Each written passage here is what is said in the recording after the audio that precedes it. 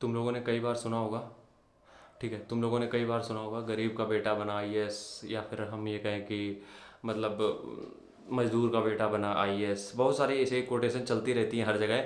और बिजली बनाने वाले का बेटा बना आईएएस। मतलब जितना गरीबी से जोड़ के करा जाता है आईएएस के बारे में बताया जाता है, उतनी पब्लिसिटी बेहतरीन होती है या फिर उनका स्ट्रगल समझ में आता है। पब्लिसिटी तो हम खैर नहीं कहेंगे क्योंकि उनका खुद का स्ट्रगल है जो कि वो खुद नहीं बताना चाहते हैं, क्योंकि उनको कुछ फ़र्क है नहीं, क्योंकि वो ऑलरेडी सोर्स में पहुंच चुके हैं। लेकिन जिससे जिनको इससे फ़ायदा होता है वो लोग ज़रूर इसकी पब्लिसिटी करते हैं। और वो लोग कौन है? वो है कोचिंग इंस्टीट्यूट वाले। खैर हम ये बात ही नहीं कर रहे हैं, मेरे टॉपिक ही कुछ अलग है। देखो, गरीब किसान का बेटा आईएएस बन जाता है, गरीब साइकिल वाले का बेटा आईएएस बन सकता है। लेकिन कभी भी नंबर्स निकाल के देखना है कितने बनते हैं। कभी भी ये नंबर्स निकालना कि कितने बनते हैं या फिर कितने बने हैं पिछले 10 सालों में।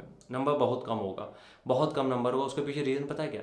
देखो, इंडिया में चाहे कोई भी सोसाइटी हो, चाहे कोई भी लेवल हो, चाहे आप लोअर मिडिल क्लास से बिलोंग करते हो, चाहे बिल्कुल लोअर क्लास से हो, अपर क्लास से हो, किसी भी क्लास से हो, हर एक इंसान के पास कैपेबिलिटी है इस एग्ज़ाम को क्रैक करने की। ठीक है, समस्या आती है सिचुएशन की, समस्या आती है कि तुम किन लोगों के आसपास रहते हो, उनकी मेंटेलिटी क्या है। जो लोग एक गरीब किसान के बेटे जो तुम कहते हो ना आईएएस बन के आए हो, जो भी चीज़ें हैं, ये लोग जो निकल के आए ना, इनकी खुद की पढ़ाई उतनी कभी नहीं थी। अगर ये अपने दम पे एग्ज़ाम निकालना चाहते थे या जीवन में कभी आईएएस ना बन पाते। ये दिल से बोल रहे हैं, किसी को बुरा लगे तो लगे, कोई दिक्कत नहीं है। ये अगर खुद से चाहते कभी आईएएस नहीं बन सकते थे। अगर खुद के ऊपर ये कह दें कि सिर्फ इसमें आईएएस निकालने में सिर्फ मेरा ही हाथ रहा, ऐसा नहीं हुआ है।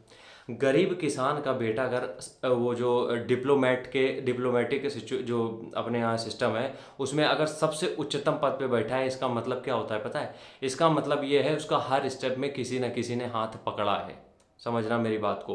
क्योंकि जब वो गरीबी से निकल के आ रहा है, अगर उसने इतना सोचा है कि वो आईएएस बनेगा, पहली बात तो उसकी सोच को ख़त्म कर दिया जाता है कि तुम ये सोच ही नहीं सकते हो कि तुम आईएएस बनोगे। अब उस सोच को भी टैकल करने के लिए कोई ना कोई बैकएंड में कोशिश कर रहा होता है कि नहीं यार तुम कर सकते हो, ये फालतू बकवास में मत पड़ो। ठीक है, तो सबसे पहला नाम कौन है जो तुम्हें मोटिवेट कर रहा है तुम्हारे सपने को पूरा करने के लिए? दूसरा नाम तुम्हारे बाप का। सबसे बड़ा रोल होता है बाप का। बहुत से हमने ऐसे देखे हैं जो किसान के बेटे जो आईएएस बने, उन्होंने अपनी खेती बेच दी है आईएएस बनाने के लिए। और हम तुम्हें दिल से बता रहे हैं क्योंकि हम भी गांव से आते हैं, किसान फैमिली से। एक किसान के लिए अपनी ज़मीन बेचना छोड़ो, गिरवी तक रखना इस तरीके से होता है कि वो जहर पी रहा हो।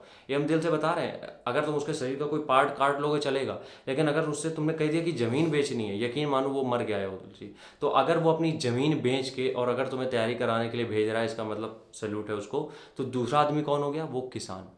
तीसरे आदमी आते हैं तुम्हारे ट्यूटर, टीचर, या फिर हम कहें मेंटोर, जो कि तुम्हारे लोकल के होते हैं। हम आईएएस एग्जाम की बात नहीं कर रहे हैं, हम यहाँ की बात कर रहे हैं जो तुम्हारे लोकल्स में होते हैं। क्योंकि हमने क्या कहा, हम कोई भी वीडियो बनाने के पहले ये सब तरीके के इंटरव्यूज़ बहुत सुन लेते हैं ताकि हमें पता लग जाए कि हम क्या बात करने वाले हैं। ठीक है, तो ये जो तुम्हारे छोटे मोटे टीचर होते हैं जो कि तुम्हें सपोर्ट करते हैं। अभी हमने किसी का सुना था, किसी ने उसकी पढ़ाई, ग्रेजुएशन की पूरी पढ़ाई का खर्चा एक टीचर ने दिया।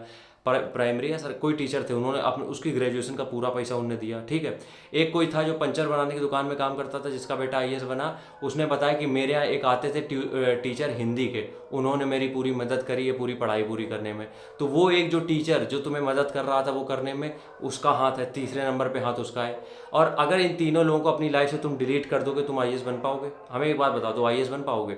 सबसे पहली चीज़ जो मोटिवेशन वाली थी ना, कि मोटिवेशन तुम्हारा जो खत्म हो रहा है वो किसी ने जगाया। अगर वो तुम्हारे पास नहीं आता तो तुम ऑलरेडी खत्म हो चुके होते, तुम तैयारी करने भी ना जाते। तुम्हारे बाप अगर ज़मीन ना बेचते तो तुम दिल्ली जाके कोचिंग भी ना कर पाते। तुम्हारा अगर टीचर जो भी लोकल का था जिसने तुम्हारी फीस भरी वो ना भरता तो तुम आईएएस ना कर पाते। तो अगर गरीब का किसान का बेटा कोई आईएएस बनता है तो उसके पीछे बहुत से लोगों का हाथ होता है। तो वो अगर आके ये बोल रहा है कि मेरी मेहनत मेहनत तो ऑब्वियस ही थी, लेकिन मेहनत तुमने तब की जब तुम्हें मौका मिला। बहुत से ऐसे हैं जिनको मेहनत करने का भी मौका नहीं मिल रहा है। ठीक है, तो जब गरीब किसान का बेटा आईएएस बनता है उसके पीछे बहुत से लोगों की सेक्रीफाइस होते हैं, बहुत से लोगों का हाथ होता है। राम राम, जय हिंद।